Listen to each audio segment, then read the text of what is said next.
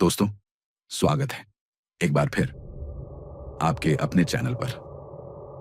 आज मैं आपको लेकर चलने वाला हूं 1970 के उस दौर में जब गांव की जिंदगी अंधविश्वास और रहस्यों से भरी हुई थी। आज की यह कहानी सिर्फ डर की नहीं है, यह कहानी है उस टकराव की जहां विज्ञान और अंधविश्वास आमने सामने खड़े हो जाते हैं। तो दोस्तों, तैयार हो जाइए एक ऐसी रात के सफर के लिए जहां इंसानी जिज्ञासा उसे ऐसे अंधकार में धकेल देती है जहां से वापस लौटना आसान नहीं होता। तो बिना किसी देरी के कहानी शुरू करते हैं। यह बात 1970 के दशक की है, जब कोलकाता से लगभग 100 किलोमीटर दूर बसा श्यामपुर गांव आधुनिकता से कोसों दूर था। यहां सड़कें नहीं थी, बिजली नहीं थी और रात होते ही चारों ओर घोर अंधेरा छा जाता था। गांव के लोग अपनी पुरानी मान्यताओं और डर में जीते थे। उनकी दुनिया सूरज की रोशनी से शुरू होती और उसकी लालिमा के साथ ही घरों के अंदर बंद हो जाती। गांव के ठीक बाहर एक घना और डरावना जंगल था, जिसे लोग अशुभ वन कहते थे। कहा जाता था कि यहाँ रात में अजीबोगरीब साएं घूमते हैं और हवा में फुसफुसाहट सुनाई देती है। गांव के सबसे बूढ़े और सम्मानित व्यक्ति पंडित दामोदर एक सिद्ध तांत्रिक और ज्योतिषी थे। उनके चेहरे पर ज्ञान की आभा थी, लेकिन उनकी आंखों में एक गहरी बेचैनी हमेशा रहती थी। उन्होंने गांव वालों को कई बार चेताया था कि कुछ अशुभ होने वाला है, खासकर भाद्रपद मास की अमावस को। यह वो रात थी जब बुरी शक्तियां अपनी चरम सीमा पर होती हैं। गांव में एक युवा लड़का था, अमर। वह शहर में पढ़ा लिखा था और इन सब बातों को अंधविश्वास मानता था। उसके लिए भूत प्रेत, तांत्रिक और शक्तियां सब कहानियां थीं। वह हमेशा पंडित दामोदर की चेतावनियों का मजाक उड़ाता था और गांव वालों को आधुनिक सोच अपनाने के लिए कहता था। उसके दोस्तों में भी उसकी बहुत चलती थी। एक दिन उसके दोस्त ने उसे चिढ़ाया, अमर, तुम तो इतने बहादुर बनते हो, क्या तुम में इतनी हिम्मत है कि अमावस की रात को उस अशुभ वन के किनारे जाओ और वापस आओ? अमर के अहंकार को चोट पहुंची। उसने बिना सोचे समझे चुनौती स्वीकार कर ली। कल अमावस है, उसने कहा। मैं रात के 12 बजे उस जंगल के किनारे जाऊंगा और सुबह का सूरज निकलने से पहले वापस आ जाऊंगा। तुम सब देख लेना। गांव के लोग बहुत डर गए। पंडित दामोदर ने उसे बहुत समझाया, अमर बेटे, यह सिर्फ एक खेल नहीं है। यह अमावस साधारण नहीं है। मैं कुंडली देखकर बता रहा हूं, कुछ बहुत बुरा होने वाला है। तुम अपनी जान जोखिम में मत डालो। लेकिन अमर ने उनकी बात अनसुनी कर दी। उसने अपनी पीठ पर एक छोटी सी पोटली रखी, जिसमें पानी की बोतल, माचिस और टॉर्च थी। गांव वाले उसे डरते हुए देख रहे थे, मानो वह कोई अंतिम यात्रा पर जा रहा हो। रात के ठीक 12 बजे अमर ने अपनी टॉर्च जलाई और गांव के बाहर बने रास्ते पर चल पड़ा। हवा में एक अजीब सी खामोशी थी। आमतौर पर रात में झिंगुरों और उल्लुओं की आवाजें आती हैं, लेकिन आज सब कुछ शांत था। इस सन्नाटे ने अमर को पहली बार असहज महसूस कराया। उसकी तेज चलती धड़कनें उसे चेतावनी दे रही थीं, लेकिन उसका अहंकार उसे आगे बढ़ने के लिए मजबूर कर रहा था। जैसे जैसे वह जंगल के करीब पहुंचा, एक तेज सड़ी हुई बदबू उसके नाक में घुसी। ये इतनी तीखी थी कि उसे उल्टी आने लगी। ये बदबू किसी जानवर की लाश जैसी नहीं थी, बल्कि किसी ऐसी चीज की थी जो बहुत लंबे समय से सड़ रही हो। अमर ने अपनी शर्ट से नाक दबाई और हिम्मत करके आगे बढ़ा। टॉर्च की रोशनी में उसने देखा कि जमीन पर कोई अजीबोगरीब निशान बने हुए हैं, जैसे किसी ने अपने नाखूनों से मिट्टी को खुरचा हो। लगभग आधे किलोमीटर चलने के बाद अमर एक खुली जगह पर पहुंचा। वहां उसने जो देखा, उसे देखकर उसकी सांसें गले में अटक गईं। एक विशाल बरगद के पेड़ के नीचे एक आदमी बैठा था। उसका शरीर मजबूत था, बाल कंधे तक लंबे थे और दाढ़ी भी बहुत घनी थी। वह सिर्फ एक लाल धोती पहने था और उसके माथे पर एक बद्धा सा लाल टीका लगा था। उसके चारों ओर लाल सिंदूर से एक अजीब सा घेरा बना हुआ था और उसके सामने एक छोटा यज्ञ कुंड जल रहा था। उस आदमी के दाहिनी ओर एक जवान लड़की का नग्न शव पड़ा था। उसके बाल जमीन पर बिखरे हुए थे और उसकी आंखें बंद थीं, जैसे वह गहरी नींद में सो रही हो। लेकिन अमर को एक और चीज ने चौंका दिया। उस तांत्रिक की आंखों में खून उतर आया था और वह लगातार कुछ मंत्रों का जाप कर रहा था। उसकी आवाज बहुत गंभीर और डरावनी थी। एम ह्रीम श्रीं क्लीं फट भगवती कर्ण पिशाचिनी आगच आगच स्यंदिनी वंदिनी वादिनी मोहिनी मम कर्णे सर्वम वद वद स्वाहा। यह किसी मंत्र का नहीं बल्कि किसी आह्वान का जाप था। तांत्रिक एक हाथ में खोपदी का पात्र लिए हुए था जिसमें से वह घी निकालकर आग में डाल रहा था। घी के जलने की चरमराहट की आवाज उस सन्नाटे में और भी भयावह लग रही थी। अमर की सारी बहादुरी एक पल में गायब हो गई। उसके शरीर में जैसे जान ही नहीं बची थी। वह तांत्रिक किसी निम्न श्रेणी की पिशाच साधना कर रहा था।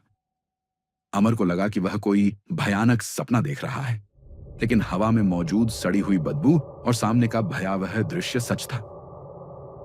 उसका शरीर भारी हो गया था और उसके पैर मिट्टी में धंस गए थे। वह चाहकर भी वहां से हिल नहीं पा रहा था। तांत्रिक अपने मंत्रों में डूबा हुआ था। वह बीच बीच में घी और बेलपत्र उस लड़की के शव पर भी डाल रहा था। कुछ ही देर में अमर ने अनुभव किया कि वातावरण और भी भारी हो गया है। सड़ी हुई बदबू की जगह एक अजीब सी सोनिया हुई गंध फैलने लगी जो मांस के सड़ने जैसी थी। तांत्रिक का शरीर धीरे धीरे सफेद से काला होने लगा। उसकी आंखें और भी लाल हो गईं और उसके चेहरे की आकृति भयानक रूप से बदलने लगी। अमर ने अपनी आंखों को जोर से बंद किया और फिर खोला, यह सुनिश्चित करने के लिए कि वह सपना नहीं देख रहा है। यह सब सच था। अचानक लड्ढकी का शव हिलने लगा।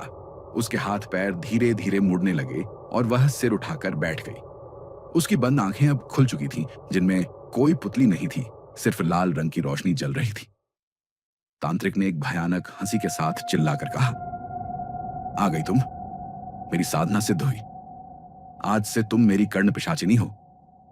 अमर के मुंह से डर के मारे एक हल्की सी चीख निकल गई। वह चीख इतनी धीमी थी कि किसी को सुनाई नहीं देती, लेकिन उस तांत्रिक की साधना को भंग करने के लिए काफी थी।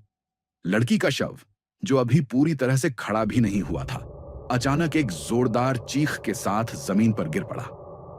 उसकी लाल आंखें बुझ गईं और वह वापस एक निर्जीव शव में बदल गया। तांत्रिक ने अपनी आंखें खोली। उसकी हंसी अचानक एक भयानक दहाड़ में बदल गई। कौन कौन है वहां? किसने मेरी साधना भंग की? उसने अपनी शक्ति से महसूस किया कि कोई वहां मौजूद था।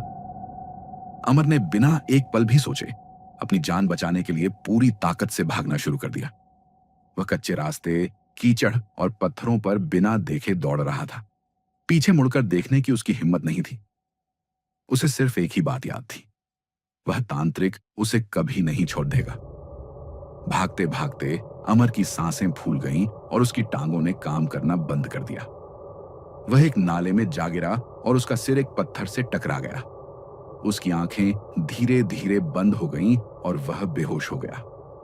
सुबह का सूरज जब श्यामपुर गांव पर अपनी पहली किरणें बिखेर रहा था, तो खेतों में काम करने वाले किसानों को एक अजीब सा दृश्य दिखाई दिया। एक नौजवान कीचड़ से सना हुआ और बेहोश एक नाले के पास पड़ा था। यह कोई और नहीं, अमर था। उसके माथे से खून बह रहा था और उसका चेहरा डर से पीला पड़ चुका था। किसानों ने उसे तुरंत उठाया और पंडित दामोदर के घर ले गए, क्योंकि गांव में वही एकमात्र व्यक्ति थे जो औषधि और ज्ञान दोनों से लोगों की मदद करते थे। पंडित दामोदर ने अमर की नब्ज जांची और उसके माथे पर पट्टी बांधी। उनका चेहरा चिंतित था। वह जानते थे कि अमर के साथ कुछ बहुत ही भयानक हुआ है। जब अमर को होश आया तो उसने अपनी आंखें खोली और चारों ओर डर से देखा। उसके सामने पंडित दामोदर और गांव के कुछ लोग बैठे थे। पंडित जी ने उसे धीरे से पूछा, बेटे, तुम ठीक हो? बताओ, क्या हुआ था? अमर के शरीर में एक सिहरन दौड़ गई। उसकी आंखों के सामने उस रात का भयावह दृश्य आ गया। वह कांपते हुए बोला, पंडित जी, वो तांत्रिक और वो लड़की। पंडित दामोदर ने उसे शांत किया। डरो मत, सब ठीक है, तुम घर आ गए हो, अब आराम करो। लेकिन अमर को आराम नहीं था। उसने पूरी कहानी पंडित दामोदर को सुनाई, जिसमें तांत्रिक की भयानक साधना, लड़की के शव का हिलना और उसकी अपनी गलती शामिल थी। पूरी कहानी सुनने के बाद पंडित दामोदर कुछ देर तक खामोश बैठे रहे। उनकी आंखों में एक गहरी चिंता थी। अमर, उन्होंने धीरे से कहा, तुमने एक बहुत बड़ी गलती कर दी। तुमने उस तांत्रिक की कर्ण पिशाचिनी साधना को भंग कर दिया है। वह तुम्हें कभी नहीं छोड़ देगा। उसकी इतनी वर्षों की तपस्या और मेहनत बेकार चली गई है। वह तुम्हें ढूंढता हुआ यहां आएगा और तुम्हें खत्म कर देगा। गांव के लोग यह सुनकर डर गए। अमर ने पूछा, लेकिन पंडित जी, मैं क्यों? मैंने तो बस अनजाने में एक चीख निकाल दी थी। पंडित जी ने समझाया, जो पिशाच साधना करते हैं वे अलौकिक शक्तियों और सुख के अभिलाषी होते हैं। अगर उनकी साधना में बाधा आती है तो उनका क्रोध आग की तरह भड़क उठता है। अब वह तुम्हें अपना सबसे बद्धा दुश्मन मानेगा। और यह सब सुनकर अमर डर गया। अमर की रातों की नींद उड़ गई। वह हर पल डर में जीने लगा। उसे हर जगह उस तांत्रिक का चेहरा दिखाई देता और उसके कानों में उसके मंत्रों की गूंज सुनाई देती। पंडित दामोदर ने उसकी हालत देखकर उसे अपने पास बुलाया। तुम चिंता मत करो बेटे, तुम्हारी रक्षा करने का एक उपाय है, उन्होंने कहा। मैं तुम्हें एक महामृत्युंजय कवच दूंगा। यह तुम्हें उस तांत्रिक की बुरी शक्तियों से बचाएगा। पंडित दामोदर ने एक जटिल पूजा की और एक लोहे के तावीज में मंत्रों से अभिमंत्रित राख और बेलपत्र भरकर अमर को दिया। इसे हमेशा अपने गले में पहनकर रखना। यह तुम्हारा सुरक्षा कवच है। जब तक यह तुम्हारे पास है वह तुम्हें कोई नुकसान नहीं पहुंचा पाएगा। लेकिन ध्यान रखना, वह तुम्हें सीधे तौर पर मार नहीं पाएगा, पर तुम्हें परेशान करने और डराने की कोशिश जरूर करेगा। अमर ने उस कवच को तुरंत पहन लिया। उसे थोड़ी राहत मिली, लेकिन उसका डर पूरी तरह से खत्म नहीं हुआ था। पंडित दामोदर ने उसे तंत्र मंत्र और बुरी शक्तियों से जुड़ी कुछ बातें भी बताईं। कर्ण पिशाचिनी एक निम्न श्रेणी की पिशाच साधना है, पंडित जी ने समझाया। इसमें एक पिशाच को वश में किया जाता है जो साधक के कानों में भविष्य की बातें बताता है। इस साधना को सिद्ध करने वाले साधक किसी का भी भविष्य जान सकते हैं और बहुत सारी अलौकिक शक्तियां पा सकते हैं। लेकिन यह साधना बहुत ही गंदी और अमानवीय होती है।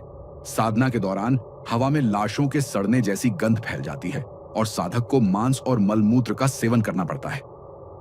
अमर यह सब सुनकर हैरान था। वह अब तक इन सब बातों को कहानियां मानता था, लेकिन अब उसने अपनी आंखों से यह सब देखा था। उधर उस रात की घटना के बाद उस तांत्रिक गोपालेश्वर का क्रोध आसमान छू रहा था। उसकी वर्षों की तपस्या, त्याग और मेहनत एक नासमझ लड़के की एक छोटी सी गलती के कारण बर्बाद हो गई थी। वह उस रात बहुत देर तक चिल्लाता रहा और हवा में अपनी शक्ति का इस्तेमाल करके उस लड़के का पता लगाने की कोशिश करता रहा। गोपालेश्वर ने कई पिशाचियों और भूतों को वश में कर रखा था। उसने उन्हें उस लड़के को खोजने का आदेश दिया। वे सभी शक्तियां पूरे गांव और उसके आसपास के इलाके में फैल गईं, लेकिन वे हर बार खाली हाथ वापस लौट आती थीं। एक दिन उसकी एक वशीभूत पिशाची ने उसे आकर बताया, स्वामी, हमें वह लड़का नहीं मिल रहा। उसके चारों ओर एक सुरक्षा घेरा है जिसे हम भेद नहीं पा रहे। गोपालेश्वर गुस्से में बोला, ये किसने किया? कौन है जो मेरी शक्ति का मुकाबला कर सकता है? उसे समझ आ गया था कि कोई और तांत्रिक या सिद्ध पुरुष उस लड़के की रक्षा कर रहा है। वह तुरंत उस जगह से निकल पड़ा और उस अज्ञात प्रतिद्वंद्वी का पता लगाने लगा।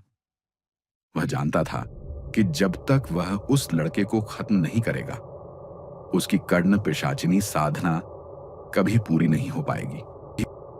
उधर अमर अपनी जिंदगी में वापस लौट आया था, लेकिन अब उसकी जिंदगी पहले जैसी नहीं थी। अजीबोगरीब घटनाएं उसके साथ होने लगी थी। रात में जब वह सोता था तो उसे महसूस होता कि कोई उसके आसपास घूम रहा है। कभी उसके कमरे का दरवाजा अपने आप खुल जाता था तो कभी उसकी किताबें जमीन पर गिर जाती थीं। ये परछाइयां उसे कोई नुकसान नहीं पहुंचा रही थीं, लेकिन उसे लगातार परेशान कर रही थीं। अमर समझ गया था कि यह गोपालेश्वर के पिशाचों का काम है। वह उसे डरा रहे थे ताकि वह थक हार कर अपना कवच निकाल दे। इस कहानी के अगले भाग में हम जानेंगे कि अमर ने कैसे इन घटनाओं का सामना किया और क्या गोपालेश्वर उसे ढूंढ पाएगा। महामृत्युंजय कवच पहनकर अमर की जान तो बच गई थी, लेकिन उसके ऊपर मंडरा रहा खतरा अभी टला नहीं था। तांत्रिक गोपालेश्वर के वश में किए गए पिशाच और साए सीधे तौर पर अमर को नुकसान नहीं पहुंचा पा रहे थे, लेकिन उन्होंने उसकी जिंदगी को नरक बना दिया था। रात का अंधेरा अमर के लिए सबसे बड़ा दुश्मन बन गया था। जैसे ही सूरज डूबता, उसे अपने चारों ओर एक अजीब सी फुसफुसाहट सुनाई देने लगती। कभी लगता कि कोई उसके कानों में कुछ कह रहा है, तो कभी कमरे की खिड़कियां अपने आप खटखटाने लगती।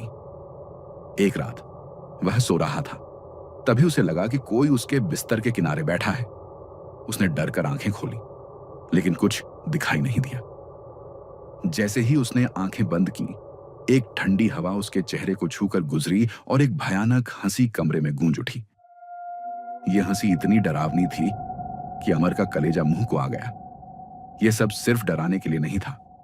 ये साए उसके घर में गंदगी फैलाते थे, साफ सुथरे बर्तनों में मिट्टी भर देते, दूध को खट्टा कर देते और उसके खाने में बाल डाल देते थे। अमर को समझ आ गया था कि यह सब तांत्रिक गोपालेश्वर का काम है। वह उसे इतना परेशान कर रहा था कि वह कवच हटा दे और अपनी हार मान ले। अमर ने एक बार सोचा कि वह वापस पंडित दामोदर के पास चला जाए, लेकिन अब बहुत देर हो चुकी थी। वह नौकरी के सिलसिले में श्यामपुर से बहुत दूर आ गया था। परेशान होकर अमर ने अपने गुरु पंडित दामोदर को एक चिट्ठी लिखी, जिसमें उसने अपनी आप बीती सुनाई और मदद की गुहार लगाई। लेकिन उसे पता नहीं था कि चिट्ठी के पहुंचने में समय लगेगा और उसके पास अब ज्यादा समय नहीं बचा था। दिन बीतते जा रहे थे और हर गुजरता दिन अमर को और भी बेचैन कर रहा था। उसके दिल में एक अशुभ घटना की आशंका लगातार बढ़ती जा रही थी। उसे लग रहा था कि कुछ बहुत बुरा होने वाला है और वह इससे बच नहीं पाएगा। इसी बीच उसके एक सहकर्मी ने उसे अपने घर काली पूजा के लिए आमंत्रित किया। अमर, इस शनिवार को हमारे यहाँ काली पूजा है। हमारे यहाँ हर साल कुशग्रहणी अमावस्या को बहुत धूमधाम से पूजा होती है। कुशग्रहणी अमावस्या, यह शब्द सुनते ही अमर के रोंगटे खड़े हो गए। एक साल पहले इसी अमावस्या की रात को उसकी जिंदगी पूरी तरह से बदल गई थी। वह मन ही मन कांप उठा। उसने अपने सहकर्मी से पूछा, अमावस्या कब है? बस 2 दिन बाद, इस शनिवार को। अमर ने अपने मन में ठान लिया कि वह उस रात घर से बाहर नहीं निकलेगा, चाहे कुछ भी हो जाए।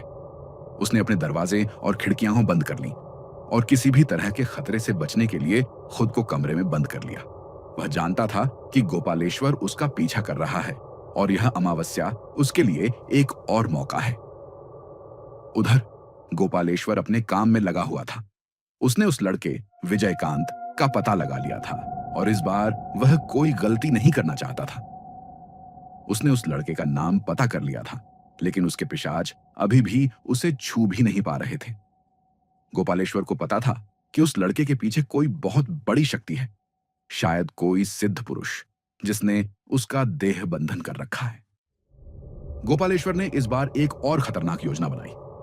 वह जानता था कि इस कुशग्रहणी अमावस्या की रात को उसकी शक्ति अपने चरम पर होगी। उसने अपने सबसे वशीभूत पिशाचों को आदेश दिया कि वे 5 मूढ़ियां इकट्ठा करें।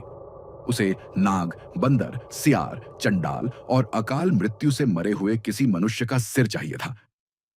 ये 5 सिर साधना के लिए एक खास आसन बनाने के लिए जरूरी थे, जिसे पंचमुंडी आसन कहते हैं। उसने पास के श्मशान में अपना डेरा डाल लिया था। शुक्रवार की रात से ही वह अपने यज्ञ की तैयारी में लग गया था। उसने एक बड़ा सा हवन कुंड बनाया और अपने चारों ओर एक सुरक्षा घेरा खींचा। उसे पता था कि इस बार उसे अपने सारे दांव खेलने होंगे। शनिवार की रात को उसे 24 घंटे में 4 बार चावल, मांस और शराब से अपने पिशाचों को भोग लगाना था, ताकि वे उसकी साधना में कोई बाधा न डाले। रात जैसे जैसे गहरी होती जा रही थी, श्मशान का माहौल और भी भयानक होता जा रहा था। गोपालेश्वर अपनी साधना के लिए पूरी तरह से तैयार था। उसे बस उस लड़के के शरीर की जरूरत थी, ताकि वह अपनी कर्ण पिशाचिनी साधना को पूरा कर सके। शनिवार की रात जब सारा गांव सोया हुआ था, तब गोपालेश्वर श्मशान में अपने आसन पर बैठा। उसके चारों ओर 5 सिरों को 5 दिशाओं में गाढ़ा गया था। वह जानता था कि आज की रात या तो वह जीत जाएगा या हमेशा के लिए हार जाएगा। शनिवार की रात कुशग्रहणी अमावस्या का अंधेरा चारों ओर छा चुका था।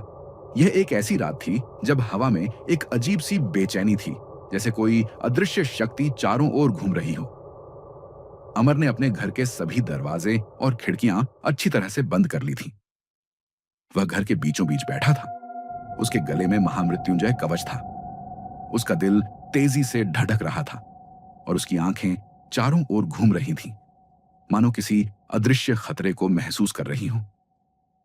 वह जानता था कि आज की रात या तो वह बच जाएगा या गोपालेश्वर का अभिशाप उसे हमेशा के लिए खत्म कर देगा।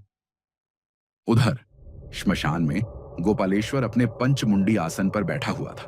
उसके चारों ओर 5 सिरों को 5 अलग अलग दिशाओं में गाधा गया था और उन पर सिंदूर और नींबू चढ़ाया गया था। हवा में मांस और शराब की तीखी गंध फैल रही थी। वह अपनी साधना शुरू कर चुका था। उसकी आंखों में एक अजीब सी चमक थी जो उसकी वर्षों की अधूरी साधना को पूरा करने की लालसा दिखा रही थी। उसने अपने वश में किए गए पिशाचों को आदेश दिया, जाओ, उस मूर्ख को भ्रम में डालो, उसे उसके सुरक्षित घेरे से बाहर निकालो। मुझे उसका शरीर चाहिए। अमर अपने कमरे में बैठा हुआ था। तभी उसे बाहर से एक अजीब सी आवाज सुनाई दी। यह आवाज किसी छोटे बच्चे के रोने की थी। आवाज बहुत ही दर्दनाक और असली लग रही थी। अमर का कलेजा कांप उठा। उसने सोचा कि शायद किसी गांव का बच्चा मुसीबत में है। वह दरवाजा खोलने के लिए उठा, लेकिन तभी उसे पंडित दामोदर की बात याद आई। वे तुम्हें भ्रम में डालकर फंसाने की कोशिश करेंगे। अमर रुक गया। उसने खुद को शांत किया और अपनी आंखें बंद करके कवच को छुआ।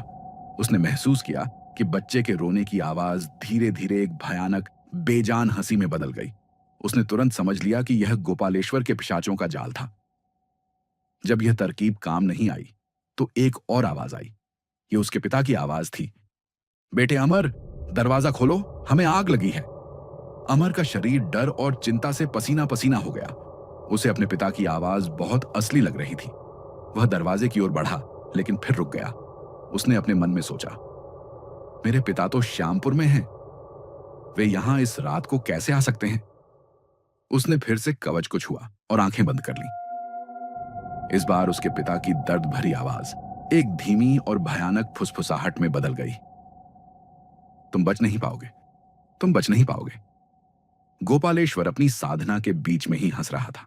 वह जानता था कि यह लड़का आसानी से हार मानने वाला नहीं है।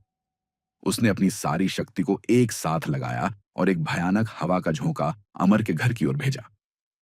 हवा इतनी तेज थी कि खिड़कियां और दरवाजे बुरी तरह से हिलने लगे। पूरा घर कांपने लगा, जैसे कोई भूकंप आ गया हो। हवा के साथ ही एक सड़ी हुई बदबू भी घर में फैल गई। अमर ने महसूस किया कि उसका कवच गर्म हो रहा है और उसकी धड़कनें तेज हो रही हैं। उसे लगा कि वह अब अकेला नहीं है। वह जानता था कि गोपालेश्वर उसके घर तक पहुंच चुका है। अचानक घर के बाहर की ओर एक तेज रोशनी चमकी। यह बिजली नहीं थी, बल्कि किसी शक्तिशाली ऊर्जा का विस्फोट था। गोपालेश्वर की साधना से निकल रही काली शक्ति और अमर के कवच की सुरक्षात्मक शक्ति आपस में टकरा रही थीं। गोपालेश्वर चिल्लाया, ओह, वह सिद्ध पुरुष जिसने उस मूर्ख का देह बंधन किया है, तुम मुझे रोक नहीं पाओगे। अमर ने आंखें खोलीं और अपने कमरे में देखा। उसे कमरे के बीचों बीच एक साया दिखाई दिया। यह कोई पिशाच था जो एक पतले धुएं की तरह दिख रहा था। वह साया लगातार अमर की ओर बढ़ रहा था। अमर ने बिना डरे आंखें बंद की और अपने मन में महामृत्युंजय मंत्र का जाप करना शुरू किया। एयूएम त्र्यंबकम यजामहे सुगंधिम पुष्टिवर्धनम। जैसे जैसे वह मंत्र पढ़ता गया, उसके कवच से एक सुनहरी रोशनी निकलने लगी। वह रोशनी उस काले साए से टकराई और साया एक भयानक चीख के साथ गायब हो गया। गोपालेश्वर ने श्मशान में महसूस किया कि उसकी एक शक्ति नष्ट हो गई है। वह गुस्से से भर गया। तो तुम मुझसे लड़ने की हिम्मत करोगे? गोपालेश्वर ने एक और चाल चली। उसने अपनी सारी शक्ति एक साथ लगाई और अमर के कवच के चारों ओर एक काला घेरा बना दिया। वह कवच को अमर के शरीर से अलग करना चाहता था। अमर को महसूस हुआ कि उसके गले में पहना हुआ कवच बहुत भारी और गर्म हो रहा है।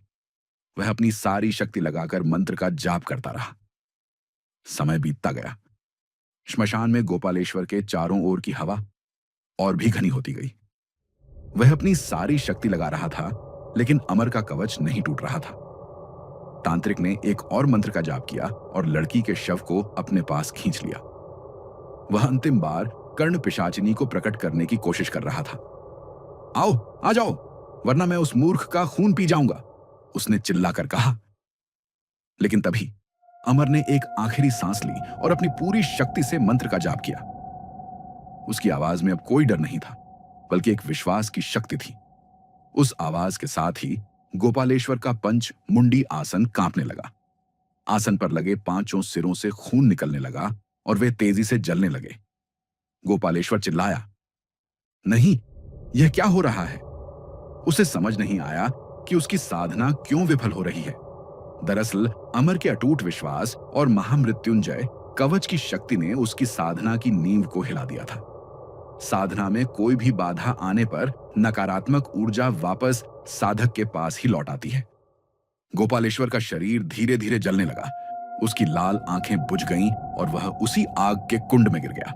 उसकी चीख पूरी रात हवा में गूंजती रही, लेकिन अगली सुबह तक सब कुछ शांत हो गया था। सुबह जब गांव के लोग श्मशान पहुंचे तो उन्होंने देखा कि वहां सब कुछ जला हुआ था। सिंदूर, मांस और शराब की बोतलें बिखरी पड़ी थीं। बीच में 5 सिर राख में बदल चुके थे और गोपालेश्वर का शरीर भी राख बन चुका था। अमर को जब होश आया तो उसके शरीर में एक अजीब सी शांति थी। उसे पता चल गया था कि वह अब आजाद हो चुका है। कुछ दिनों बाद उसे पंडित दामोदर की चिट्ठी मिली, जिसमें उन्होंने लिखा था, तुम्हें डरने की जरूरत नहीं है। तुम अब एक साधारण मनुष्य नहीं हो। तुम अब उस शक्ति के साथ हो जो तुम्हें हमेशा सही रास्ता दिखाएगी। अमर ने अपनी नौकरी छोड़ दी और वापस श्यामपुर लौट आया। उसने पंडित दामोदर से दीक्षा ली और अपने गुरु के मार्गदर्शन में अपनी आध्यात्मिक यात्रा शुरू की। वह अब लोगों को इन बुरी शक्तियों से बचाने लगा था। उस भयानक रात के बाद कोई भी तांत्रिक श्यामपुर गांव में नहीं आया और न ही वहां किसी ने कोई पिशाच साधना करने की हिम्मत की। और इस तरह एक नास्तिक ने अपनी आंखों से अंधविश्वास की दुनिया को देखा और एक भयानक रात ने उसे एक रक्षक बना दिया। दोस्तों, आपने सुनी कर्ण पिशाचिनी साधना की यह रहस्यमयी और डरावनी दास्तान। कभी कभी इंसान अपनी जिद और अहंकार में ऐसी शक्तियों से टकरा जाता है जो उसकी समझ और काबू से कहीं ज्यादा होती हैं।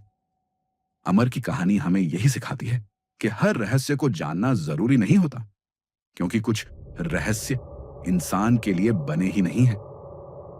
अब सवाल आपसे है, क्या आप मानते हैं कि ऐसी शक्तियां सचमुच इस दुनिया में मौजूद हैं, या ये सब सिर्फ अंधविश्वास और लोक कथा है? मुझे नीचे कमेंट में जरूर बताइएगा। अगर कहानी पसंद आई हो तो वीडियो को लाइक और शेयर करना मत भूलिएगा। और हाँ, चैनल को सब्सक्राइब करके बेल आइकन जरूर दबाइएगा, क्योंकि अगली बार मैं फिर लेकर आऊंगा एक और सच्ची और डरावनी कहानी। तब तक के लिए सावधान रहिएगा और याद रखिएगा, कभी कभी जिज्ञासा ही इंसान का सबसे बड़ा श्राप बन जाती है। शुभ रात्रि।